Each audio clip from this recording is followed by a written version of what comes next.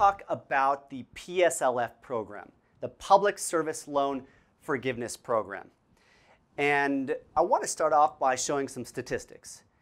As of February 29th, 2020, the government released a report showing the amount of PSLF applications, people attempting to get forgiveness, and the amount actually accepted and the loans forgiven. I've highlighted this in blue. The number of applications that was submitted was somewhere around 165,000 or so. Actually, you can see up above, 178,642. And the amount actually approved for forgiveness was 2,828. Why is that so abysmally low? Well, you got 125,877 that were denied for not meeting the program requirements per this report. This is a clip out of the report.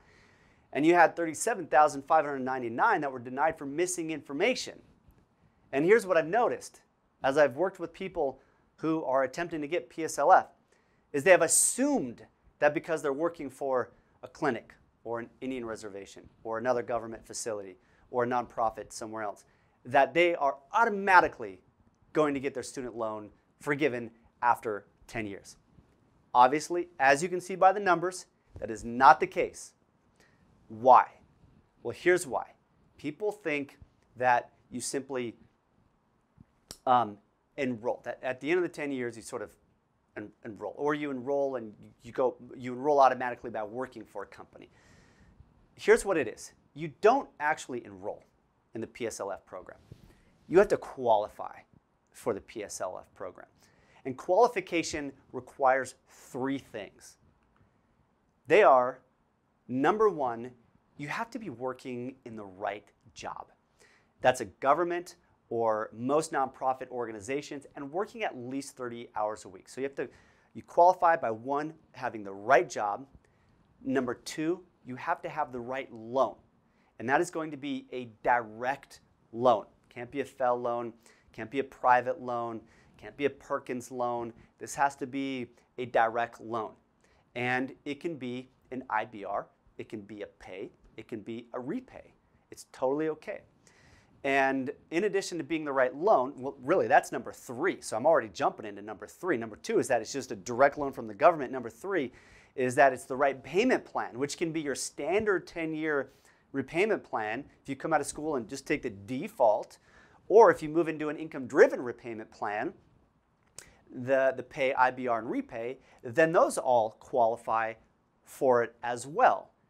Now, there are applications on studentaid.gov that need to be completed and submitted to the Department of Education in order for this to be evidenced and therefore them accepting it. Remember, the government isn't just going to want to forgive $500,000 of student loans after 10 years because you worked for a public entity or for a charity.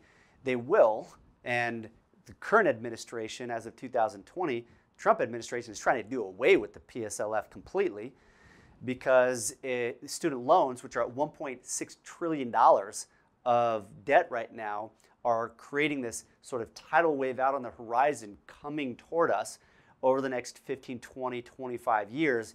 And our deficit is already so dramatic, our national debt is so dramatic that as they forgive these, they're removing assets off the U.S. government's balance sheet. They're removing assets.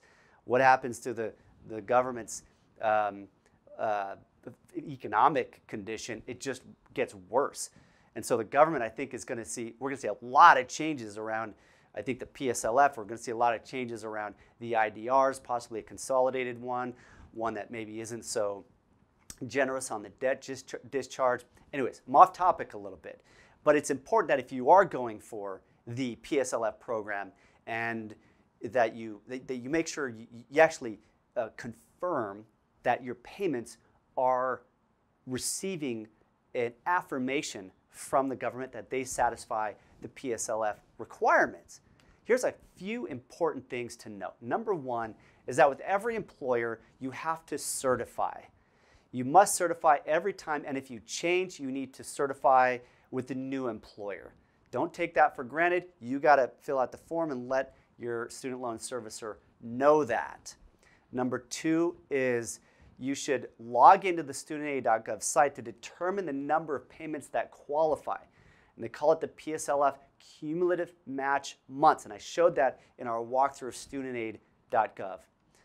And also that if you are working toward the PSLF, you should complete and submit the Public Service Loan Forgiveness Employment Certification Form, often referred to as the ECF, annually when you change or when you change employers.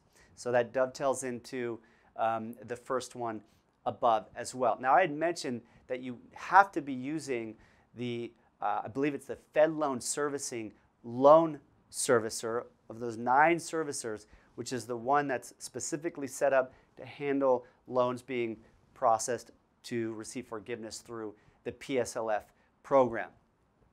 Bottom line, I love to give bottom lines, is don't take it for granted that your student loan payments while you're working for a qualified entity, the government or a not-for-profit, Indian reservation, oftentimes qualified. I have a number of people who have worked on those as well. Don't just assume that you are on track to get your forgiveness after the 10 years. You have to be checking that a few times during the year, making sure that every payment is counting in studentaid.gov, and therefore you know that you have evidenced that you will receive in order to receive the forgiveness on that. Very important points.